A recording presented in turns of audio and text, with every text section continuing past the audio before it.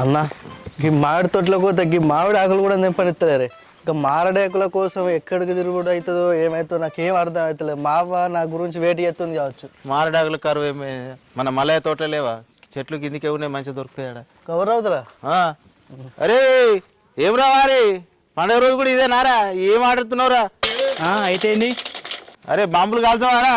Already ఫోన్లో కాలుస్తున్నాయి కానీ చూసినావు తమ్మి, చిన్నప్పుడు ఎట్టుండే మనం మంచిగా స్నానం చేసి కొత్త బట్టలు వేసుకొని అవ్వ చేసిన పాసం తిని బాంబులు తెచ్చుకొని మొత్తం ఎగిచ్చేటోళ్ళం. ఎంత మంచిగా ఉండదు. ఈ పురాణాలు ఏమైనా ఇట్లా తయారయ్యారు. అవునా నిజే. అంటే మొత్తం ఫోన్లలోనే ఉంటారు. చిన్నప్పుడు అయితే సుత్తుల బాంబులు, లక్ష్మీ బాంబులు, చిచ్చుబొడ్లు, ఇంకా పామచ్చ గొల్లులు పెడతాం. తొవ్వలను అయితే బిందెల సుత్తుల బాంబు పెడితే ఎక్కడికి ఎగిరిపోయేవాడు.